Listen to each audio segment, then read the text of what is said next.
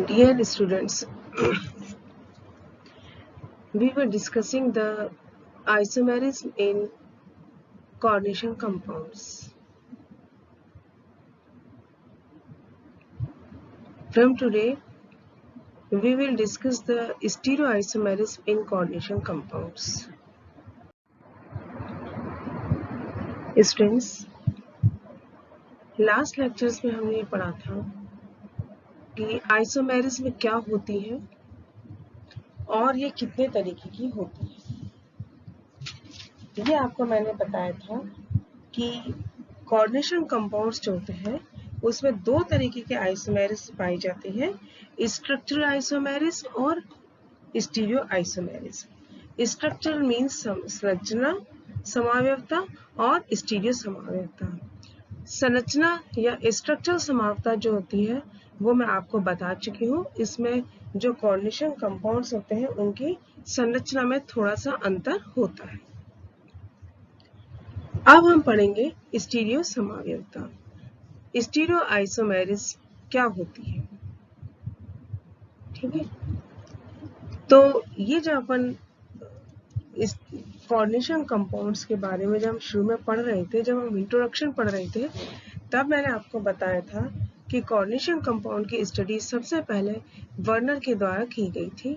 और जब वर्नर ने ये कोऑर्डिनेशन कंपाउंड्स के बारे में स्टडी की थी तभी उसने बता दिया था कि कोऑर्डिनेशन कंपाउंड्स में कुछ आइसोमेरिज्म पाई जाती है। उसने जो कंपाउंड लिया था हेक्साएमीन कोबाल्ट क्लोराइड, उसमें उसने ये बताया था कि जब टेट्राएमीन डाइक्लोरिडो कोबाल्ट वाला जो इसका स्ट्रक्चर होता है उसमें स्टीरियो आइसोमेरिज्म पाई जाती है। तो स्टीरियो आइसोमेरिज्म आप ऑर्गेनिक केमिस्ट्री में बहुत अच्छी तरह पढ़ चुके हो। स्टीरियो आइसोमेरिज्म क्या होती है?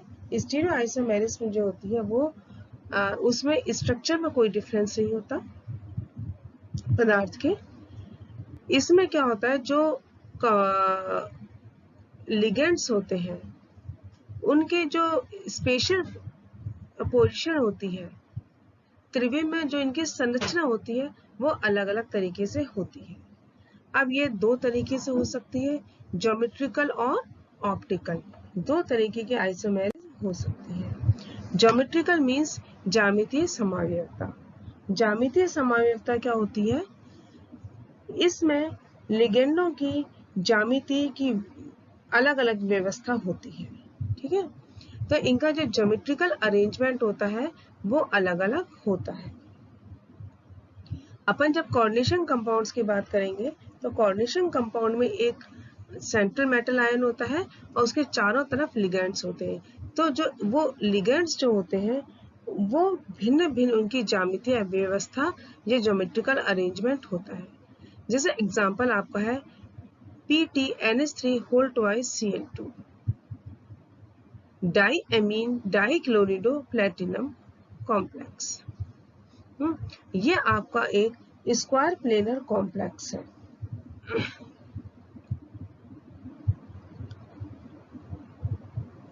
यानी वर्गाकार समतलीय कॉम्प्लेक्स है, ठीक है। अब इसमें देखिए दो क्लोरीन एटम है और दो आपके NH3 या अमोनिया के मॉलिक्यूल है, ठीक है। अब इसमें क्या होता है, ये जो है इसमें सेंट्रल मेटल आयन तो प्लेटिनम हो गया।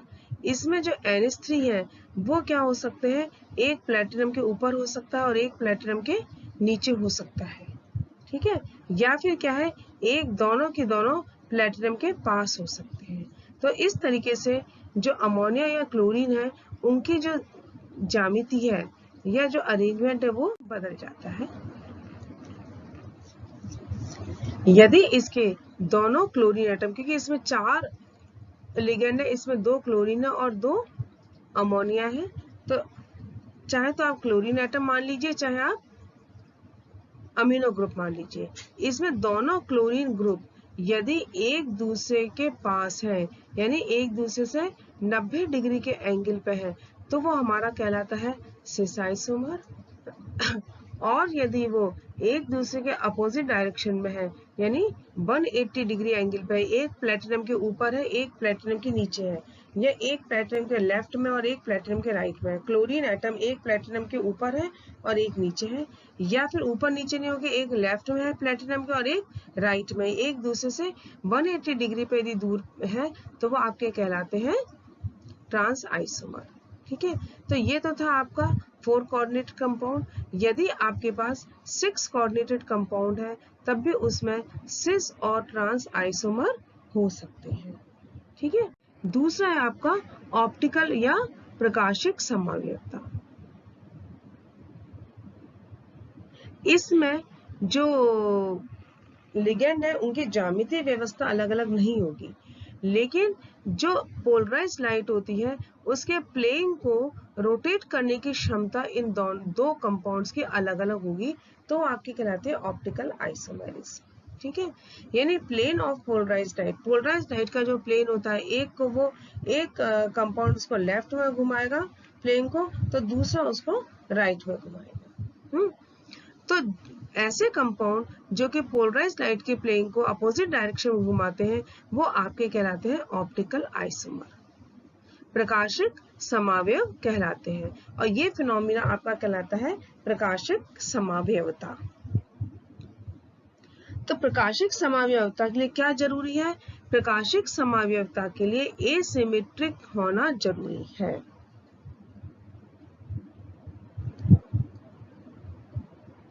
ठीक है, एसिमेट्री मीन्स असम्मिति इसमें होना जरूरी है।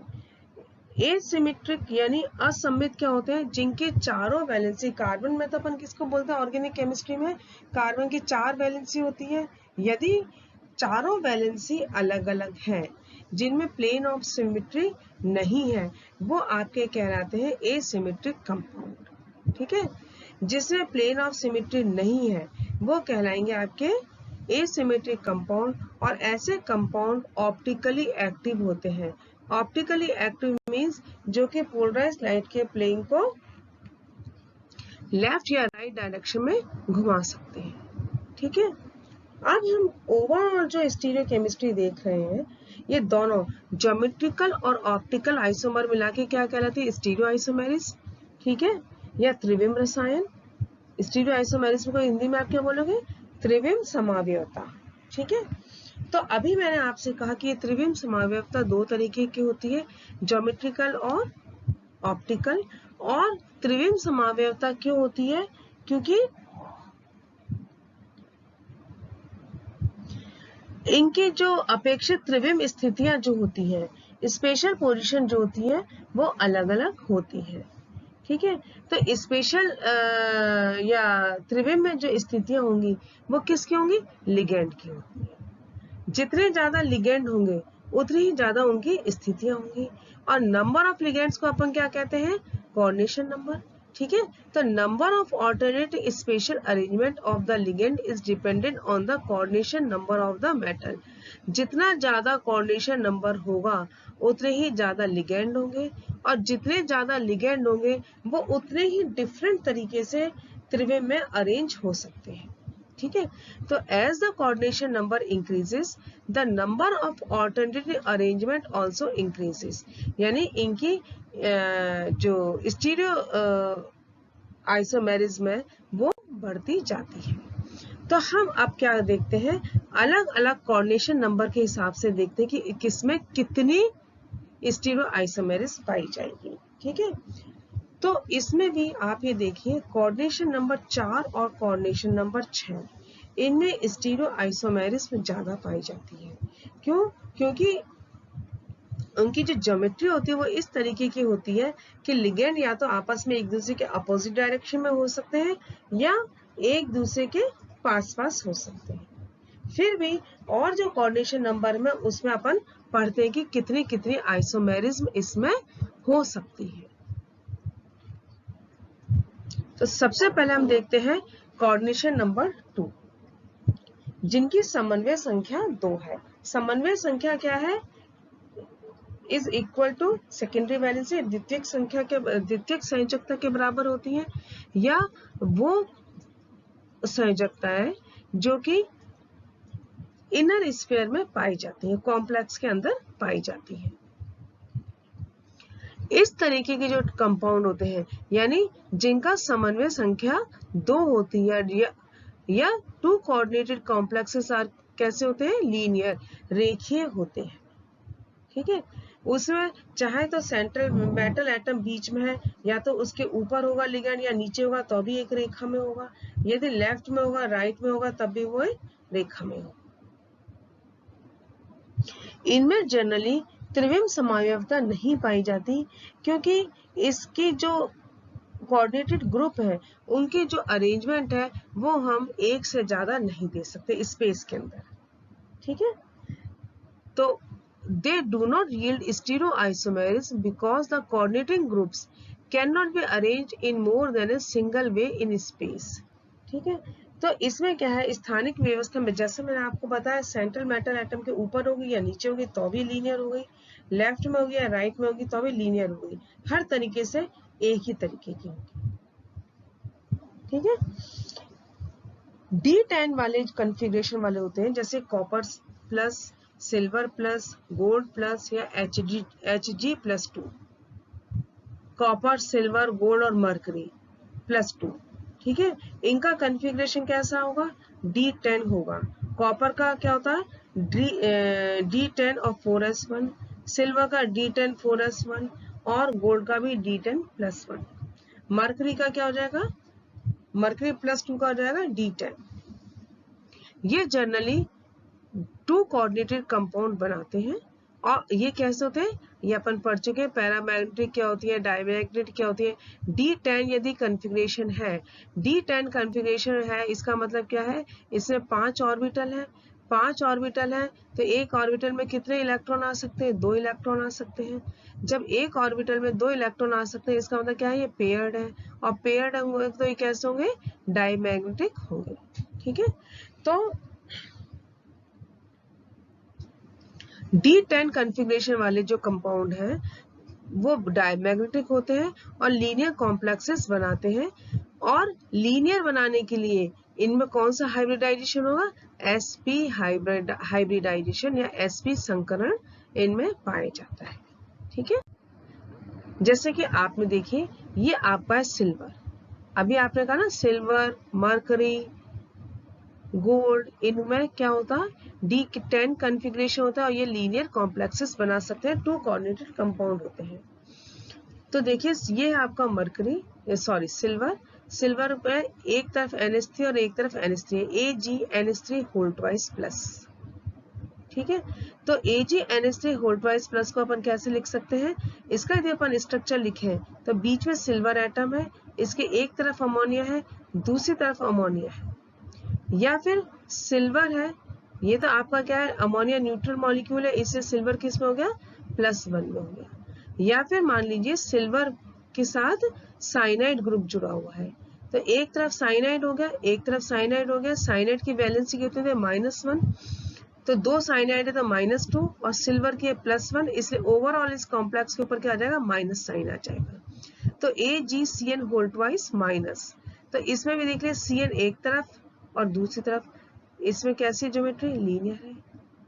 या आइसोसाइनाइड हो, आइसोसाइनाइड क्या है, साइनाइड है लेकिन NC से जुड़ा हुआ होगा। ठीक है, या फिर गोल्ड देख लीजिए, गोल्ड के साथ एक तरफ Cl है और एक तरफ कोबाल्ट है। या फिर ये क्या है,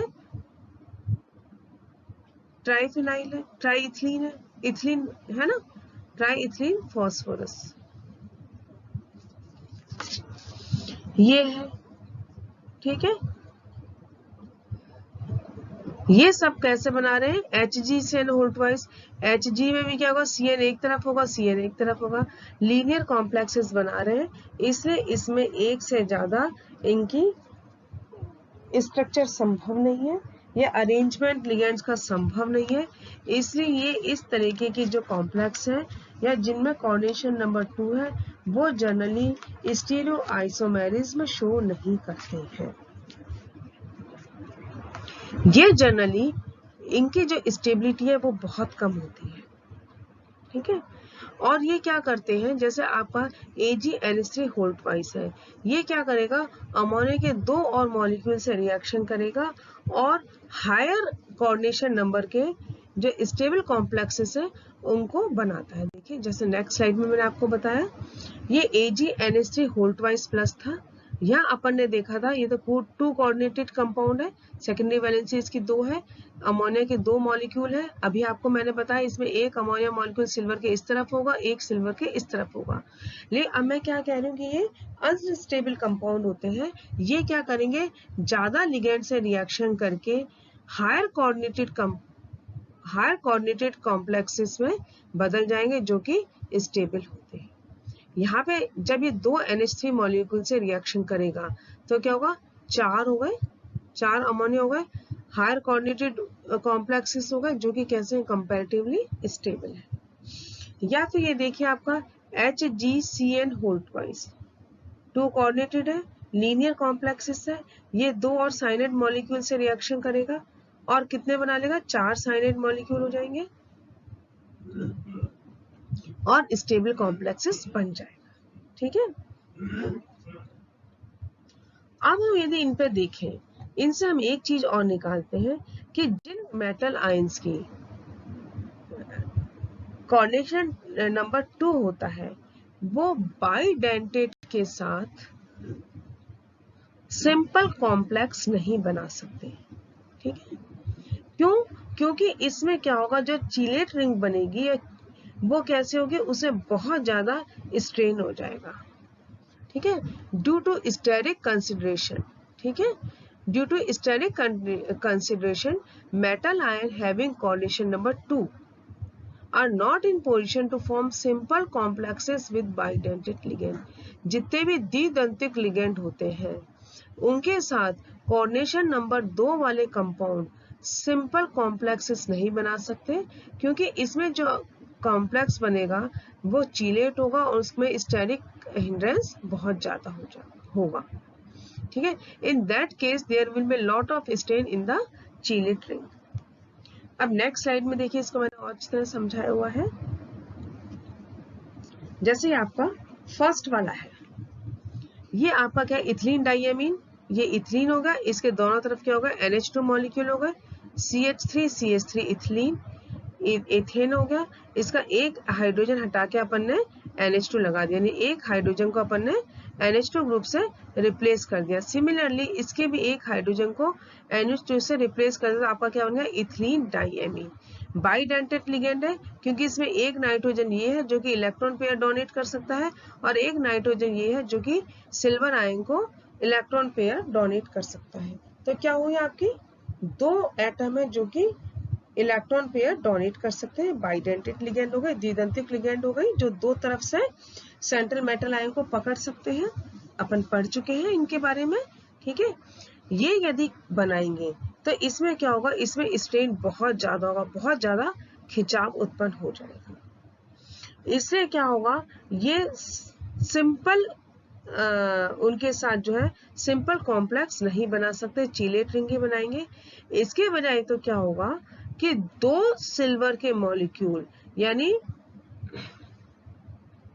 2 सिल्वर के मॉलिक्यूल और इथिलीन डाइएमीन से रिएक्शन करेंगे, यानी ये वाला जो पूरा एक कॉम्प्लेक्स है ये प्लस एक यूनिट इसकी और ले लो, तो ये सिल्वर है आपका, सिल्वर का समझ में आया इसका अंतर, ये एक ही इथिलीन डाइएमीन के दोनों नाइट्रोजन सिल्वर के साथ बॉन्ड नहीं बनाएंगे, बजाय क्या होगा, ये जो सिल्वर है इसके साथ एक इथिलीन डाइएमीन का ये वाला नाइट्रोजन और दूसरे इथिलीन डाइएमीन का ये वाला नाइट्रोजन। सिमिलरली ये जो ये वाला सिल्वर है इसके साथ एक इथिलीन डाइएमीन का ये नाइट्रोजन और दूसरे इथिलीन डाइएमीन का ये वाला नाइट्रोजन, तो एक इथिलीन डाइएमीन के साथ नहीं बनाएंगे, 2 इथिलीन डाइएमीन के साथ बाई न्यूक्लियर कॉम्प्लेक्स ये बनाते हैं जिनमें की स्ट्रेन कम होता है। ठीक है, तो 2 कोऑर्डिनेटेड कंपाउंड्स जो है बहुत कम स्टीरियोआइसोमेरिज्म शो करेंगे क्योंकि इनमें लीनियर ही इनका स्ट्रक्चर हो सकता है, यदि बाइडेंटेट लिगेंड के साथ ये बनाते हैं तो बाइडेंटेट लिगेंड के साथ इनकी जो चीलेट या रिंग बनेगी उसमें बहुत ज्यादा स्ट्रेन आ जाएगा। इसके बजाय तो क्या करेंगे, ये 2 मॉलिक्यूल बाइडेंटेट के साथ पॉलीन्यूक्लियर कंपाउंड बना सकते हैं। तो स्टीरोआइसोमेरिस ट्रू कोऑर्डिनेटेड का कोई बहुत ज्यादा इंपॉर्टेंट नहीं है। ठीक है, तो नेक्स्ट टर्न पे अपन जो और ज्यादा कोऑर्डिनेशन कंपाउंड्स है उसके बारे में पढ़ेंगे, कोऑर्डिनेशन नंबर 3, 4, 5 एंड 6 के बारे में। Till then good bye.